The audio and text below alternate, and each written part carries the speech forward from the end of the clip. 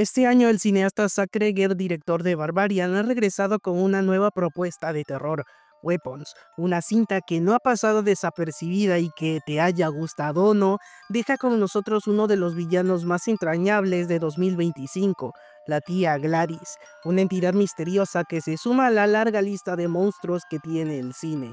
Sin embargo, ¿qué cosa es realmente la tía Gladys?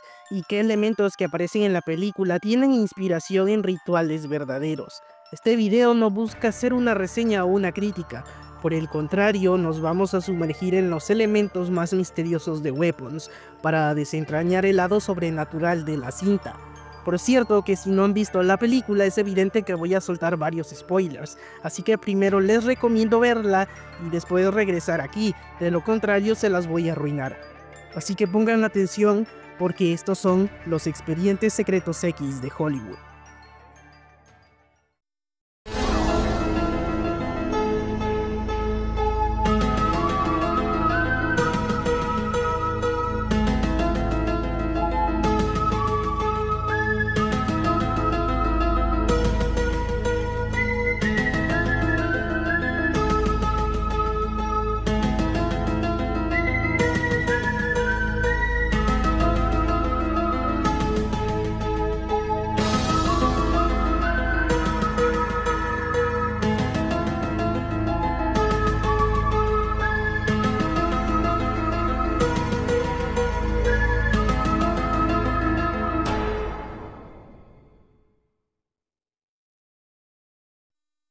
Weapons llegó este año presentándose como una de las películas más aterradoras jamás hechas, y si bien a muchos terminó por decepcionarlos, no hay que dejar de lado que lo que más llamó la atención fue su peculiar villano, una persona que aparece ya en el tercer acto de la cinta y que pronto se impregnó en nuestra mente, la tía Gladys.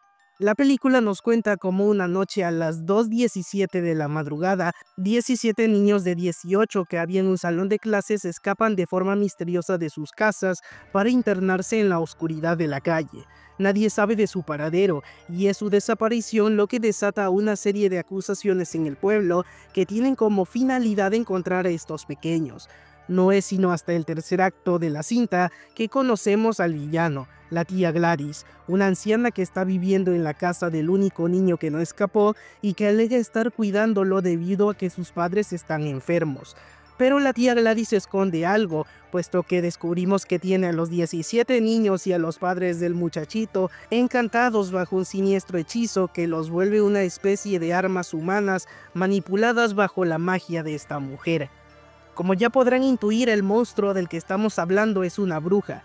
Contrario a lo que podríamos esperar, Gladys no es la típica bruja del cine americano, sino que es más bien una combinación de varias tradiciones que van desde la celta hasta la religión yoruba o la santería. Los rituales y la propia entidad que vemos en el filme fueron inventados específicamente para la ficción. Sin embargo, eso no significa que se puedan identificar algunos elementos de los que toma inspiración, que van desde el ritual de control mental hasta los símbolos en los instrumentos que usa. Gladys en particular es una mezcla entre las brujas de diversas mitologías del mundo y la bruja clásica de los cuentos de hadas.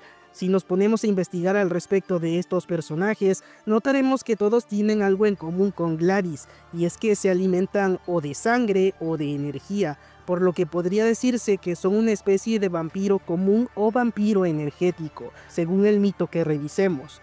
Gladys en particular es un vampiro energético, un ser malvado que tiene inmortalidad, pero que obtiene su juventud y sus habilidades físicas a través de drenarle la energía a otras personas, siendo los niños su alimento preferido debido a su juventud y la pureza de sus espíritus. En México, de donde soy, existen mitos que señalan a este tipo de brujas como las más comunes, las tlahuelpuchis, mujeres que practican la hechicería, se transforman en bestias y se alimentan de la energía de los niños. Las tlahuelpuchis suelen atacar por la noche y les quitan el alma a los infantes hasta dejarlos muertos, siendo la única evidencia de su paso moretones alrededor de su cuerpo.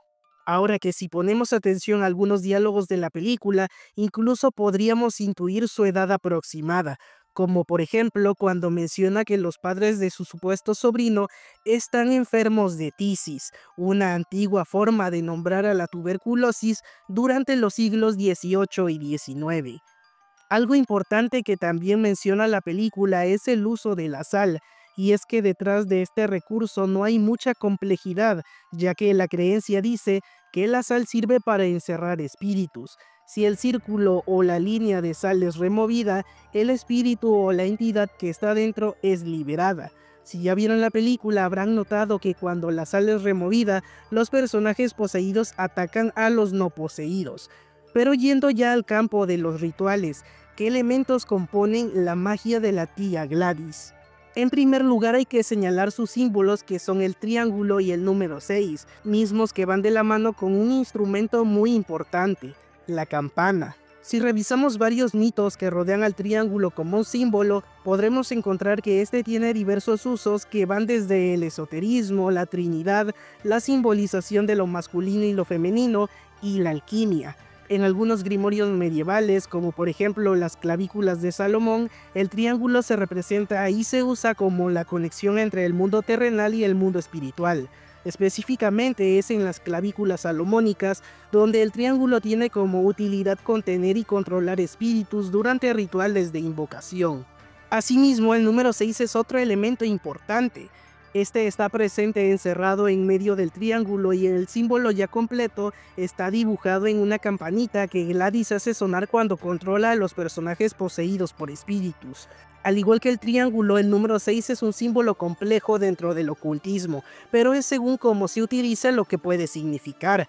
En este caso, dentro de la tradición cristiana, el 6 simboliza la imperfección humana en contraste con el número 7, que simboliza la perfección. El 6, asociado también al número de la bestia 666, es también una burla a la Trinidad, es decir, el triángulo que representa a Padre, Hijo y Espíritu Santo, por lo que es un número que suele usarse en prácticas satánicas.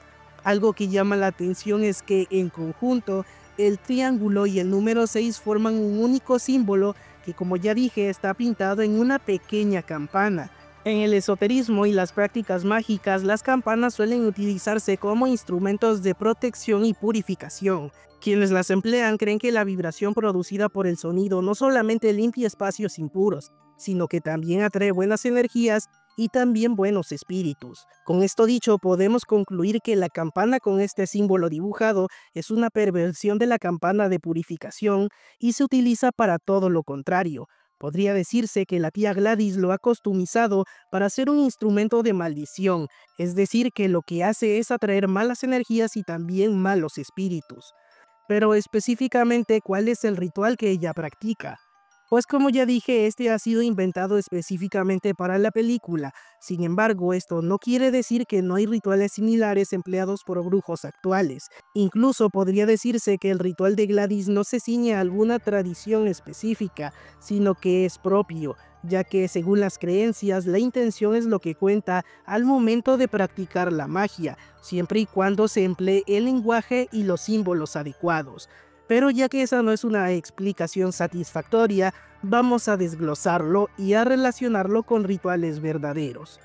En las diferentes tradiciones y religiones alrededor del mundo, existen cientos de rituales que se asemejan al que la bruja Gladys lleva a cabo en la película. Por ejemplo, la cinta fusiona elementos que vienen desde la magia europea medieval hasta la brujería afrocaribeña, en la que se usa materia orgánica o incluso objetos de una persona para realizar amarres por los cuales se somete a la víctima a seguir la voluntad del brujo.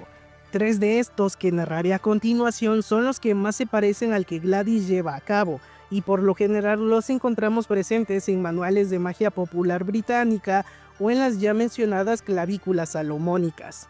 Quizá el ritual más conocido es el de la magia de muñecos, donde se usa una figura de cera, tela o madera que sirve como representación de la víctima. Este muñeco se vincula al objeto insertando cabello, uñas o ropa usada de la persona que se quiere hechizar. Posteriormente, el mago pronuncia un conjuro y luego rompe, quema o entierra el muñeco para infligir daño o inducir acciones específicas en la víctima. En algunas variantes de la magia con muñecos suele dibujarse un triángulo que sirve como sello de contención o activación, o incluso se dibuja en un pergamino o se talla en el muñeco. Un ejemplo de esto es el hechizo de compulsión que aparece en varios grimorios escoceses del siglo XVII, donde se menciona que para obligar a una persona a hacer la voluntad del brujo o bruja, se tiene que atar un trozo de cabello alrededor de una vara de fresno. Posteriormente, la vara es arrojada al fuego y solo así la magia surte efecto. Otra cultura que nos habla de rituales parecidos es la celta. En algunas islas británicas se habla de la knot magic o magia de nudos, misma que era usada para controlar el clima, lanzar maldiciones o controlar la voluntad de la gente. La magia de nudos tenía varios rituales, pero el que servía para controlar personas consistía en amarrar en forma de trenza cabello humano a objetos como ramas, piedras o huesos. Según fuera la intención del hechicero, este amuleto era guardado o destruido, aunque usualmente se pensaba que al destruirlo se liberaba a la víctima del embrujo. Del mismo modo, en el continente americano también tienen sus propios rituales, y es gracias a las religiones afrocaribeñas como la Yoruba y sus derivados que los famosos amarres cobran cierta relevancia en el tipo de magia que efectuaba la tía Gladys. Estos ritos, conocidos como amarres, tienen una variedad realmente extensa, pero suelen tener como intención controlar la voluntad de un individuo con fines sexuales y amorosos, aunque también hay fines mucho más siniestros. Por ejemplo, en el palo mayombe los brujos suelen tener un caldero al que llaman enganga o fundamento.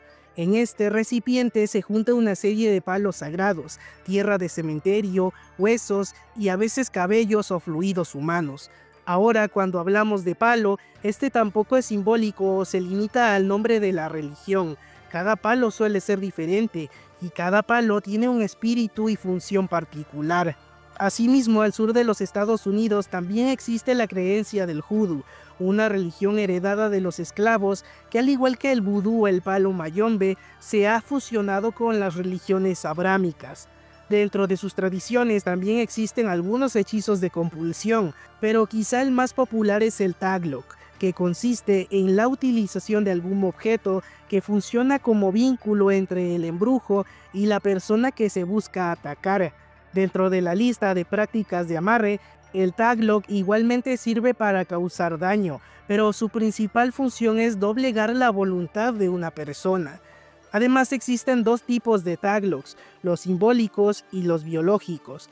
Los simbólicos van desde una fotografía de la víctima, una prenda o un objeto que pertenezca al objetivo, mientras que los biológicos consisten en cabello, fluidos e incluso uñas. En algunos trabajos de taglock se ata un trozo de cabello a una rama o palo y luego se untan con aceites o tierras de panteón. Luego se quiebra o se entierra y esto fuerza a la persona embrujada a que actúe según los deseos del brujo.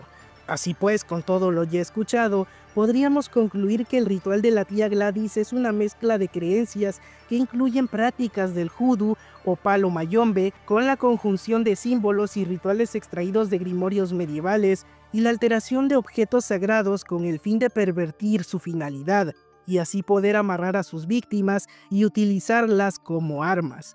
Gladys obtiene el taglock de sus víctimas, es decir, cabello o alguna posesión, y posteriormente este es atado a un objeto de carga espiritual, como una rama de su árbol favorito. El objeto se activa mediante palabras rituales, y luego cuando hace sonar su campana alterada, el sonido producido por esta atrae espíritus impuros que entran al cuerpo de la persona cuyo cabello está enredado en el objeto ritual. Al romper la rama, la energía se canaliza y se dirige a la víctima, obligándola a cumplir la voluntad de la bruja. Weapons es una película que en el aspecto sobrenatural recaba elementos de diversos tipos de brujería. Comprenderla no es fácil, pero identificar sus orígenes es verdaderamente interesante. Dicho esto, cuéntame qué te pareció la película y qué opinas al respecto de toda la mitología que envuelve a la tía Gladys. Mientras tanto, yo me despido y nos vemos en un próximo video.